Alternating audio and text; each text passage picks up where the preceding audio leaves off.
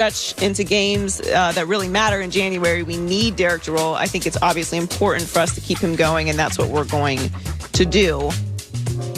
This is why the Titans concern me. Yeah. Because while I know we have embraced the Ryan Tannehill-led Titans, and he doesn't have the same reputation that he had in Miami, I do not trust this team if Derrick Henry is not getting over 27 carries per game. Well, they're not the same team then. Yeah, and the numbers support that. And so, I mean, he's been playing amazing. So as long as he's going, there is no problem. But I don't want to see them start to get cute towards the end of the season or try something in a playoff game. Like if he's not getting those carries, or if for whatever reason a team can stop him from getting going, they have a good run defense, they're in trouble. So they have the ability to do what they did this weekend, which is blow people out, because once he gets going, it opens the entire offense up, and the time of possession is out of control. If you can stop that, what can they really do to you? Yeah, I mean, we always think Baltimore has to play a certain way. So does Tennessee. Yeah. And for the record, so does Green Bay. Green Bay has to get a lead. Green Bay is much better playing in front. Most teams Kansas City is the exception. They don't have to play a certain way. And that's why, by the way, New England was like that. New England could play slugfest. They could play pretty. They could do tricks. What generally separates the top team in the league from everybody else, we just play anyway. I mean, Golden State. Golden State could do whatever you want. They could go small. They could put length on the floor. And I think that's what I think everybody in the league, even Pittsburgh, has a certain way they're better off playing. Yeah, and that's usual. Like, obviously, like you said, those teams are the exceptions, right? Like, especially a precision team that is like the Patriots, who are built on extreme preparation and knowing where you're supposed to be before the play is even called. Like that, those type of things, then you can make adjustments like that because you know exactly what to do. This is a team that I just don't trust if they don't have Derrick Henry going. Like, it's very obvious that they need him to do everything in order to open everything up. And it's not that they don't have weapons. It obviously goes through Derrick Henry. So the Giants dodged a bullet with Daniel Jones' hamstring injury on Sunday. Tests revealed that Jones has a hamstring strain, but ruled out a significant tear. He reportedly still has an outside chance of playing in their next game against the Seahawks, but they'll have a better idea about his availability in the next coming days. If he does miss time, the Giants don't expect it to be long-term. So that's really good news. Well, so who do they play after Seattle? After Seattle, they play Arizona and Cleveland at home, and then they are at Baltimore and then Dallas. You know what? If I was them, I would rest them against Seattle. I think I would as well, because they are at the top of the NFC East right now at 4-7. Washington's remaining schedule is really tough. And they're going to lose at Seattle anyway. You're not as good as Seattle. You're going to lose that game, rest him, and then come home and beat Arizona and Cleveland. I think you will. Baltimore right now is not what we thought, and you'll beat Dallas. So you'll go 4-8, 5-8, 6-8. Dallas is 7-8. If you beat Baltimore, you're 8-8, and that wins the division. But I would rest them against Seattle. I've always said that this is the division for the Giants to win this year. Like, to me, if the Giants win it, that is a significant trend in the right direction. Oh, God, it's great. Like, if Philly wins, whatever. Cowboys win, whatever. They don't have their quarterback right now. And Washington, they don't have their quarterback either. Like, and maybe it's a little bit of building a culture if they win the division this year for Washington, because they do have a new head coach. But to me, it's the most significant if the Giants do it, because they have their head coach and they have their quarterback. So I'm with you. Let them get healthy, especially hamstring injuries are really testy. Like, you don't want to put him out there too soon, and then he does tear it. And that's going to be a rough game anyway. What's the line on that? What's the Fox bet line on that? On the Giants-Seattle game. So if they play Colt McCoy, Seattle's going to roll them. But I'm going to tell you something. The Giants match up with Seattle. Giants D-line's good. Seattle's O-line, as you saw last night, is the weakness of the team. What is the line right now on that? I am...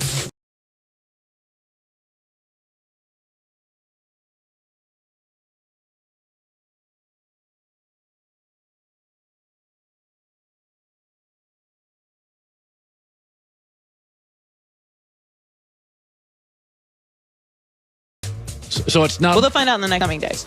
So the Bears suffered their fifth straight loss after a very poor performance against the Packers Sunday night. And in his Monday press conference, Matt Nagy said he's challenging everyone on the team to take responsibility and make some big changes going forward. Every freaking coach on the staff, every player better wake up and start understanding where we're at. Have some personal pride. Have a freaking sense of urgency. Know where we're at. Have some pride into who we're playing for and why we do this. And then go find a way to win as a team. Yesterday was flat out embarrassing, and our guys know it. It was an interesting performance by the defense in this game. Well, it's interesting. When the defense feels... it's almost like the offense is affecting the defense's mentality in Chicago. Yeah. Like Khalil Mack has had stretches where he disappears. They didn't have a single sack or quarterback hit against Aaron Rodgers and the Packers. By the way, the OBJ trade, the Giants got ripped for it. They won the trade. The Raiders got ripped for the Khalil Mack trade. The Raiders got a running back who is the staple of their identity. He's their Derrick Henry. It's funny how we freak out when you have stars traded. But it's like the Raiders did very well with that trade, and the Giants did fantastic on their trade. Well, we freak out because it feels lopsided in the beginning. Right. You have to wait a few years and see how those trades play out. And that's not saying that Khalil Mack is not still a great player and can still be a factor, because he can. But Chicago's problems are not on the defense. Well, and also, you have to hit the draft pick. Right. So... Raiders got a first-round running back who's a star, and also the Giants got Dexter Lawrence, who's he's a really good defensive lineman from Clemson. So if you hit the pick and the complimentary player you maybe got with a trade, then it works. I think that the Bears situation just really feels hopeless for the rest of the season. Yeah. And like they had their moments this year where they felt like they were turning things around. It's just, and Trubisky's numbers, like you can't even read them. There was so many garbage time numbers there. He's not what it is. He's probably going to start against the Lions, who are 4-7, which will not be a great game. Joy with the news. Well, that's the news. And thanks for stopping by. The Herd Lie So News. here's my Goff thing. First of all, he criticized, Sean McVay criticized Jared Goff. By the way, nothing against Tony Dungy, Tony Romo, or Brian Griese. It's okay to criticize quarterbacks, even on the air. These guys are it's all pillow fighting. Go ahead and rip quarterbacks. They make $35 million a year. Take your shots. It's no big deal. And they're all fine broadcasters. But God, Romo and Brady this weekend, and Tony Dungy and Trubisky and Brian Griese and Wentz, it's like you can hammer a guy when they're not playing well. This comes with the territory. It's not a right guard in college. It's a quarterback in the NFL. But it's interesting on this. So the NFL culturally, I think, changed about 2016, 2017. So Jared Goff was drafted in 2016. It was a pocket quarterback league. But if you go to 2017, the year after Goff was drafted, the league went all in on mobility. 2017, Trubisky was mobile, Watson was mobile, Mahomes was mobile. 2018, Darnold was mobile, Josh Allen was mobile, Lamar Jackson throwing issues but mobile.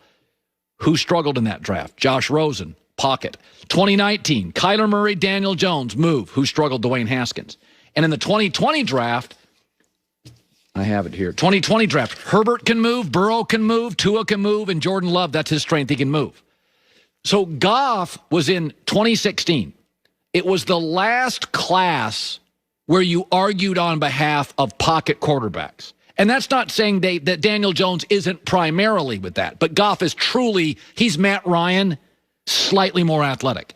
And so he's a little bit of a tweener. If the Rams were drafting today, I don't think they would draft Jared Goff. Because in 2017, the league just said mobility is key. Now, it used to be 2015, 2016, we were still in that era where if you got drafted, you're like, well, he runs too much. But in 2017, the league just said, that's why Trubisky got drafted. It wasn't because he could throw. It wasn't because of his college career. It was because he could move. And so I think if they were drafting again today, I don't think they'd draft Goff, and I don't think he'd be a top 5 quarterback. But I think he's a little bit of a tweener. So he got caught in that cultural change, and he's one of the last pure pocket guys in the league. And I think at times he frustrates them. So that's kind of my theory on it. The culture was changing. He was the last class where you took a pocket guy, a strictly pocket guy. And I think if McVay drafted today, he'd want Kyler Murray. That kind of player. All right, Seth Joyner's coming up next, Philadelphia Eagles. He's always got some good thoughts on that around the corner. Butcher Box is a company I have used. And listen, on your to-do list, you got to go to the grocery store, where they're saying, by the way, is the primary place for COVID surges are grocery stores and shopping malls. So if you can get that protein delivered to your house with Butcher Box, do it. They do it right, to your door.